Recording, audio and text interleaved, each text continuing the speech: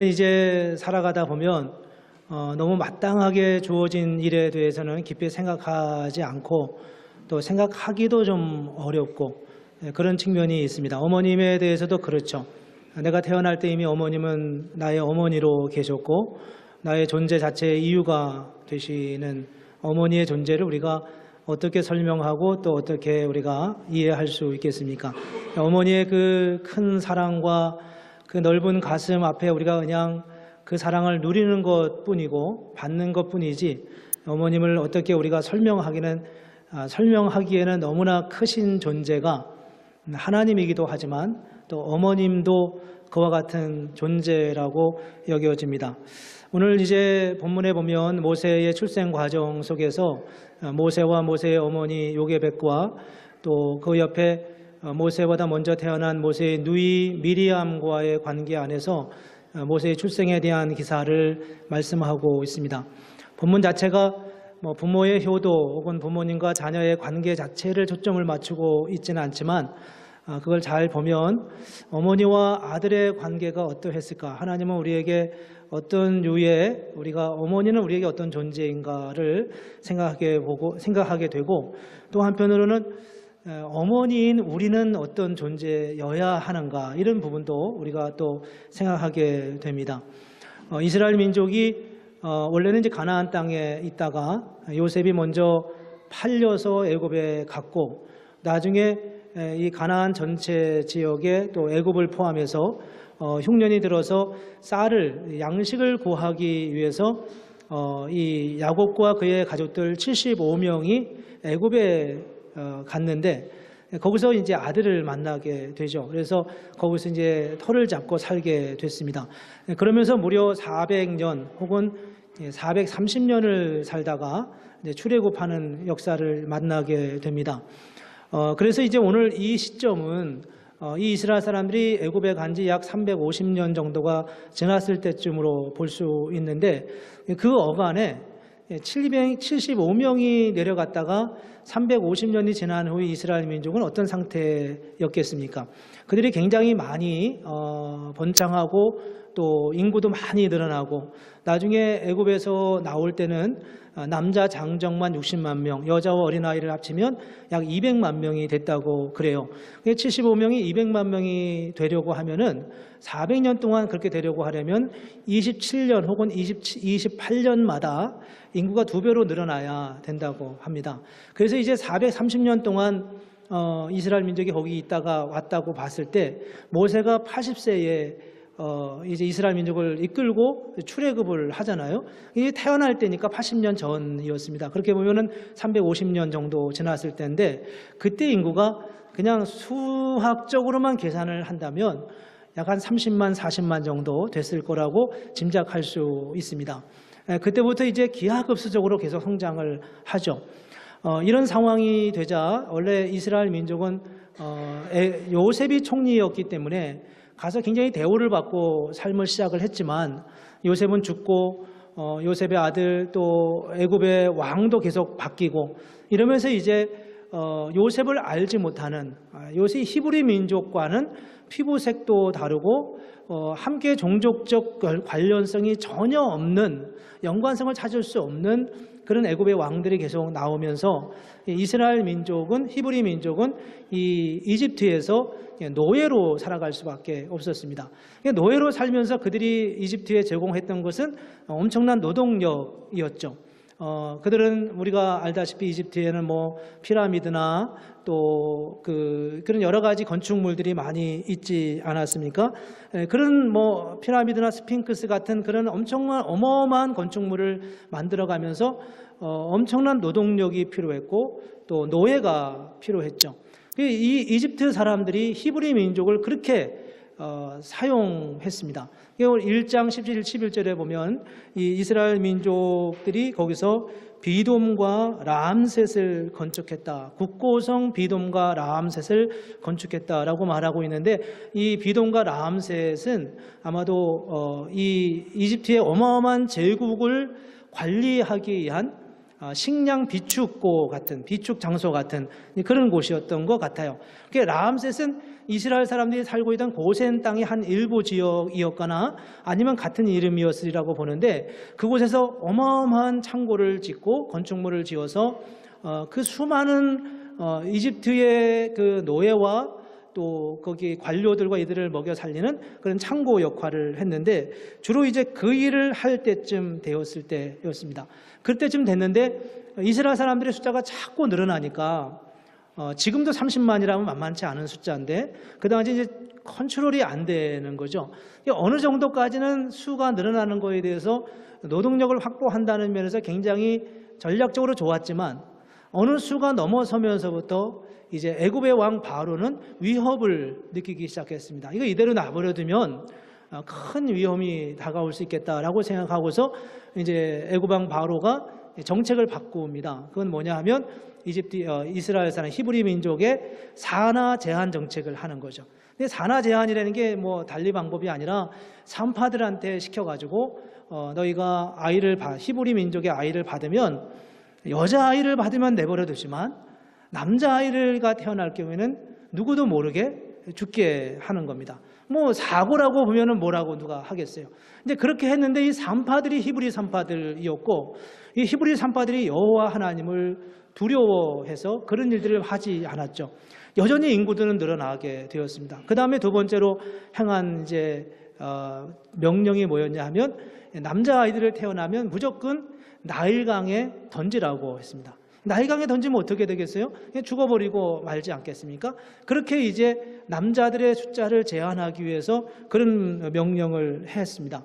근데 그 어간에 바로 그 타이밍에 태어난 사람이 바로 모세였고, 모세의 어머니 요게벳과 그의 누이 미리암이 이 아이를 어떻게 하면 좋겠는가, 이런 고민을 하면서 그 모세가 살아나는 과정을 오늘 본문에서 말씀하고 있습니다.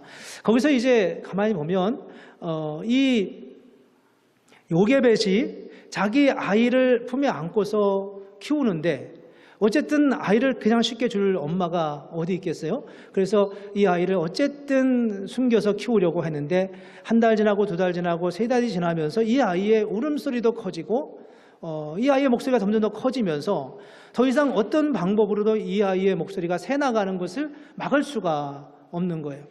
어떻게 하다가 이제 이 두 엄마와 딸이 이제 방법을 씁니다. 그게 뭐였냐면 바로 갈대 상자를 만들어서 거기다가 역청과 나무진을 칠하고, 그리고 거기다가 그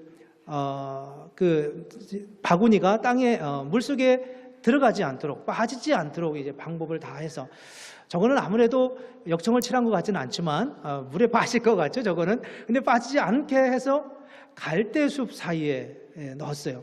근데 갈대숲 사이에 넣으면 이게 강이니까 쉽게 떠내려가야 되는데, 갈대숲이니까 쉽게 떠내려가지 않게 하려고 그런 방법을 사용했는데, 그런다고 이 아이를 살릴 수가 있었겠어요?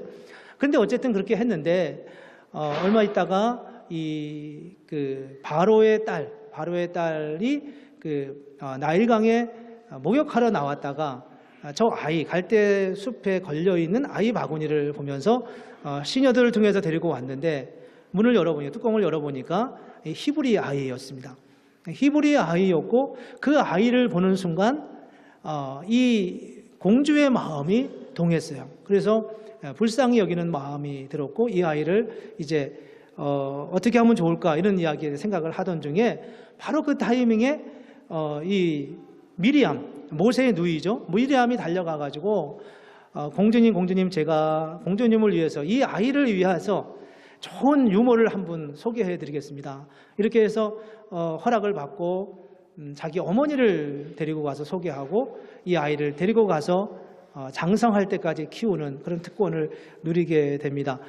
소설 같고 또 드라마 같고 굉장히 어떤 그런 찰나 순간적인 그런 만남과 이런 과정들이 우리의 마음을 짠하게 하는 그런 부분이 있습니다. 이 본문을 보면서 우리는 어머니에 대한 생각을 하게 됩니다. 한 단면이지만 어머니는 어떤 존재일까 하는 것입니다. 이 요게벳은 이 아이를, 모세라고 하는 이름도 지어지기 전에 이 아이가 태어났을 때 어떤 마음이었을까? 이 아이를 어떻게 했으면 좋겠습니까? 보기에 심히 아름답다고 오늘 본문에서 이야기하고 있거든요. 요즘은 태어나면 다 이뻐요. 다 이쁜데 옛날에는 꼭 그렇지는 않았습니다. 한 20년 전, 30년 전만 해도 잘 먹지 못했던 그런 상황이었기 때문에 아이가 태어나면 얼굴도 쭈글쭈글하고 이렇게 그랬거든요. 그런데 모세가 태어나서 보기에 아름답다고 했어요. 그러니 더 마음이 애처롭고 너무 안타까웠던 거죠. 어머니의 존재가 어떤 존재일까? 그런 상황 속에서 이 모세에게 비춰졌던 모세의 어머니의 모습을 우리가 조금 생각해 볼 수 있습니다. 오늘 어머니의 날 마더스데이를 맞으면서 하나님께서 오늘 우리에게 무슨 말씀을 하십니까? 에베소 6장 1절로 3절에 보면 이렇게 말씀하십니다. 자녀들아 주 안에서 너희 부모에게 순종하라. 이것이 옳으니라. 내 아버지와 어머니를 공경하라. 이것은 약속 있는 첫 계명이니 이로써 내가 잘되고 땅에서 장수하리라 라고 말씀하셨습니다. 어머니는 어떤 존재입니까? 어머니는 우리에게 어떤 분이십니까? 그분은 우리를 낳아주신 분입니다. 한 가지 중요하게 제 마음에 이 말씀 묵상하면서 생각한 것은 우리는 태어나기 전에 어머니의 몸의 일부였습니다. 어머니와 우리를 구분할 수 없을 만큼 그분이 나였고 내가 곧 그분이었습니다. 그분의 일부였습니다.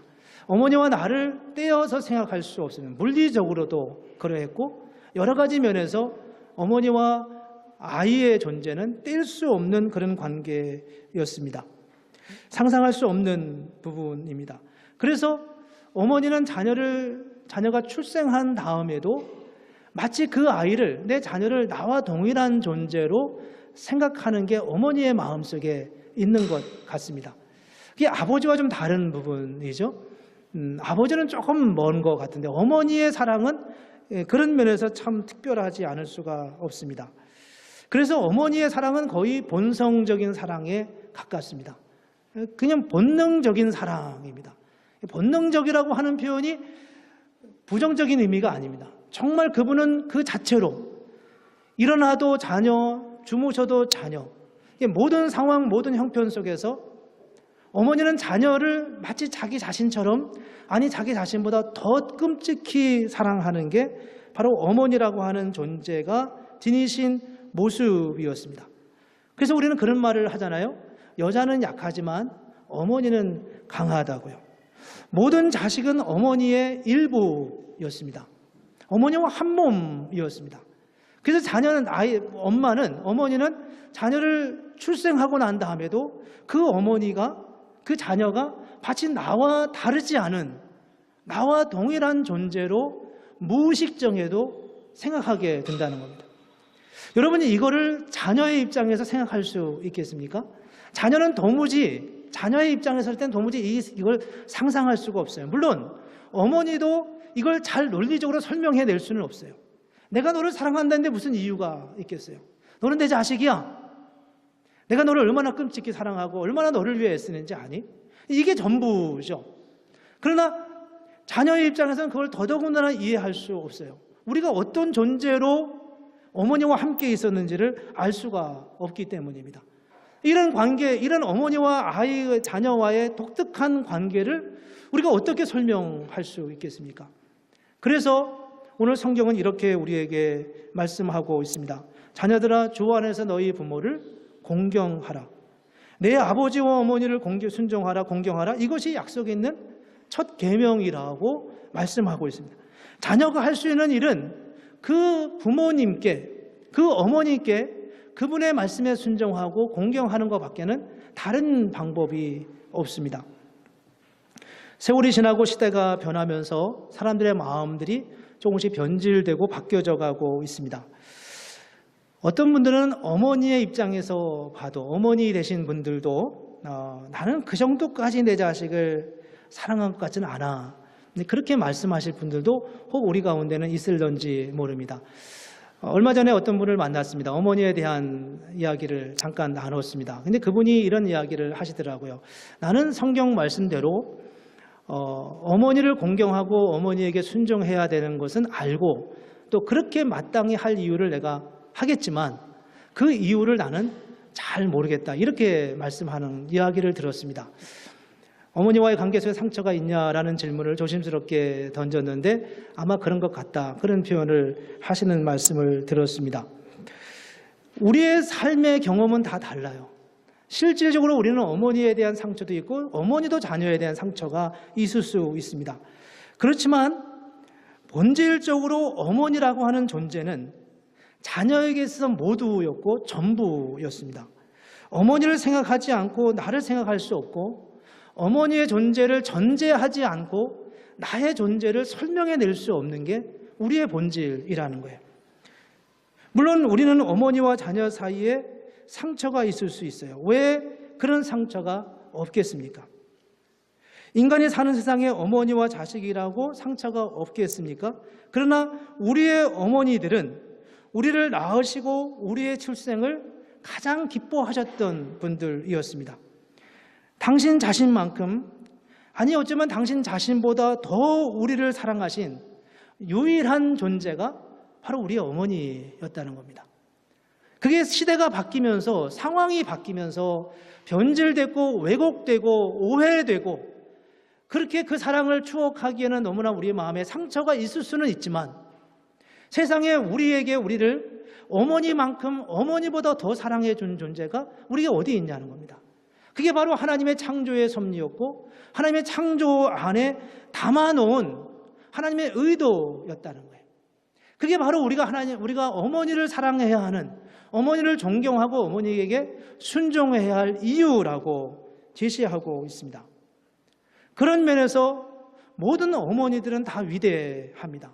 그분들이 가진 사랑 때문에 그분들은 위대하고, 여자는 약하지만 어머니가 위대할 수 있었던 것은 자녀가 우리가 그분의 일부분이었기 때문이고 그분 자신이었기 때문입니다. 그래서 그분 자신보다 더 사랑하는 존재였기 때문에 그분은 우리에게 늘 위대한 분이시고 가장 존귀한 그런 분으로 마땅히 공경함을 받아야 한다고 성경은 말씀하고 있습니다. 어머니의 그 사랑이 왜곡되거나 뒤틀리는 경우가 있습니다. 그것은 우리에게 아픔으로 남아 있습니다. 이제 우리는 자녀로서 부모님으로부터 받은 그 사랑을 회복해야 하고 또 다시 찾아야 합니다. 혹시 우리 가운데 어머니와의 관계가 불편한 분이 있다면 어머니와의 관계를 회복하셔야 합니다. 어머님이 이미 돌아가셨어요 라고 말하는 분들도 있을런지 모릅니다. 돌아가셨어도 어머니와의 관계를 회복하셔야 합니다. 그 회복의 방법은 여러 가지가 있어요. 어머니를 더 많이 이해하는 것도 회복하는 것이고, 때로는 어머니가 충분히 우리에게 왜곡된 사랑을 줬다면 그 어머니를 용서하는 것도 회복의 방법입니다. 부모님을 인정하지 못하는 것은 곧 자기 자신을 인정하지 못하는 것과 같다는 거예요. 왜냐하면 우리가 그분의 일부였기 때문입니다. 부모를 부정하는 것은 자기에 대한 긍정적 자아상을 갖는데 매우 힘들고 어려운 부분입니다. 여러분, 요즘 이런 이야기 많이 하잖아요. 자기를 사랑하라고요. 자존감을 높이라고요. 나는 괜찮은 사람이야. 당신은 사랑받기 위해 태어난 사람이야. 이런 찬양을 얼마나 많이 하고 이런 고백을 얼마나 많이 합니까? 그렇습니까, 여러분? 정말 나는 자존감 높고 나는 정말 사랑받기에 충분한 존재이십니까? 이런 말들을 현대인들은 너무 좋아해요. 너무 그런 것에 굶주려 있어요. 그런 표현에 너무 우리의 마음은 아프고 짠해요. 자존감을 살리는 게 너무 힘들고 어렵습니다. 늘 옆에 있는 사람과 긴장하고 경쟁해야 되고 비교할 수밖에 없는 그런 시대에 살아가고 있어요. 모든 게 다 데이터화되어 있고 모든 게 다 가치 수준을 숫자로 평가할 수밖에 없는 그런 시대에 살아가면서 우리는 자존감을 잃어버리고 있습니다. 근데 그 자존감의 기원이 어디라고 생각하십니까? 성경은 우리는 그것을 끊임없이 자기를 격려하라고 말하고 있지만 사실 성경은 오늘 이렇게 말합니다. 내 부모를 공경하라. 내 어머니를 순종하라. 당신이 당신의 부모를 인정하지 않는 한 그 말은 곧 당신이 당신 자신을 인정하지 않는 것과 다르지 않다는 거예요. 어머님이 우리를 당신의 일부로 보셨던 것처럼 우리는 그걸 의식적으로는 인정하지 않지만 깨닫지 못하지만 어쩔 수 없이 우리도 우리의 부모님을 우리의 일부로 우리의 근원으로, 우리를 여기에 태어나게 하신 가장 근본적인 분으로 그렇게 이해하고 인식할 수밖에 없어요. 그건 과학적으로도 증명이 되는 것입니다. 우리의 모습 중에 어떤 모습이 부모로부터 이어받지 않은 모습이 있습니까? 여러분의 신장, 키가 이어받지 않았습니까? 여러분의 얼굴 생김새가 이어받지 않았습니까? 여러분의 피부의 스타일을 부모님께서 이어받지 않은 것이 있겠습니까? 여러분의 머리카락 색깔을 부모님께 이어받지 않은 게 있습니까? 무엇을 우리가 부모님과 상관없이 얻은 게 있냐고요? 부모를 사랑하지 않으면, 부모를 존경하지 않으면, 부모를 공경하지 않는 사람은 자기를 받아들일 수 없습니다. 아무리 자기를 격려하고 당신은 사랑받기 위해 태어난 사람, 당신은 자존감을 높이고 자기를 사랑하라고 아무리 외쳐도 정말 내가 내 부모를 사랑하고 내 부모를 공경하지 않는 사람은 끊임없이 내 안의 자존감과 나 자신에 대한 근본적인 질문을 더할 수밖에 없는 게 바로 우리의 존재의 이유이고 존재의 위치라는 것입니다. 그런 면에서 주님은 이미 수천 년 전에 우리에게 어떻게 우리의 자존감을 높이고 어떻게 우리의 인생을 바르게 세워갈 수 있는지에 대해서 이미 말씀하고 있습니다. 부모를 섬기는 사람에 주시는 하나님의 역사가 얼마나 놀라운지를 보여주는 것입니다. 아까 읽은 에베소서 6장 1절로 3절에 보면 이렇게 말씀하지 않습니까? 자녀들아 주 안에서 너희 부모에게 순종하라. 이것이 옳으니라. 내 아버지와 어머니를 공경하라. 이것은 약속 있는 첫 계명이니. 그 다음 절입니다. 이로써 내가 잘되고 땅에서 장수하리라 라고 말했습니다. 이로써 내가 잘되고 땅에서 장수하리라. 저는 이 말씀이 옛날에 이해가 안 갔어요. 아니, 부모를 공경하는 게 왜 내가 땅에서 잘되고 장수하는 것과 관련이 있냐고요. 물론 하나님에게 주신다고 하니까 의도적으로라도 A라는 사람을 보면서 저 성도는, 저 친구는 부모를 잘 섬기네, 그러니까 내가 잘되게 해야지, 이렇게 하나님이 주시는 복도 물론 있겠죠. 그렇게 이해하는 것도 맞다고 여겨집니다. 근데 저걸 어떤 유기적 관계에서 어떻게 이해할 수 있을까를 생각했어요. 근데 생각해 보니까 저 말이 너무나 원리적으로 맞다는 생각이 듭니다. 왜냐하면 부모를 섬기는 것은, 부모를 공경하는 것은 곧 나를 받아들이는 것과 같은 거예요. 요즘 수많은 사람들, 수많은 심리학자들과 자기 성공에 대해서 말하는 수많은 사람들이 여러분을 긍정하라고 말하는데, 자기 자신을 긍정하는 가장 첫 번째 발걸음이 뭐냐 하면 부모를 공경하고 부모를 받아들이고 부모를 인정하는 것입니다. 심지어는 부모의 약한 점까지도, 심지어는 부모가 내게 상처를 준 것까지도 인정하고 받아들일 수 있을 때 우리는 비로소 우리 자신을 긍정할 수 있고, 우리의 존재와 내가 오늘 여기 있는 존재, 여기 있는 거에 대해서 하나님 앞에 감사할 수 있다고 하는 것을 저 말씀 속에서 발견하게 됩니다. 하나님께서 저와 여러분들을 부모님을 통해서 보내주셨습니다. 하나님은 우리에게 전능자이십니다. 부모님은 우리에게 전능자이지 않지만 어렸을 때 어린 아이에게서 부모는 마치 하나님과 비슷한 모습으로 느끼게 되어 있다는 거예요. 그 부모님을, 내게 모든 것을 해줄 수 있었던, 나의 모든 필요를 채워줄 수 있었던 그 어머니.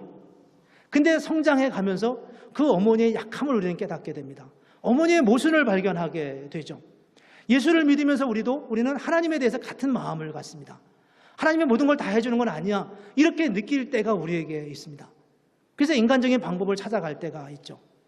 부모님의 마음, 부모님을 향하는 우리의 전적인 신뢰와 공경과 순종의 마음은 하나님을 향하는 우리의 신뢰와 믿음과 고백과 함께 가게 되어 있습니다. 부모를 전적으로 섬기지 못하는 사람은, 존경하지 못하는 사람은 하나님에게 대해서도 동일한 마음을 가질 수밖에 없다는 거예요. 이 모든 것이 다 하나로 엮어져 있어서 어머니 주의를 맞으면서 오늘 주님은 우리에게 이렇게 말씀하고 있습니다. 내 부모를 공경하고 내 부모에게 순종하라. 이것이 옳으니라. 그럴 때 너희가 내가 잘되고 땅에서 장수하리라 라고 말씀하고 있습니다.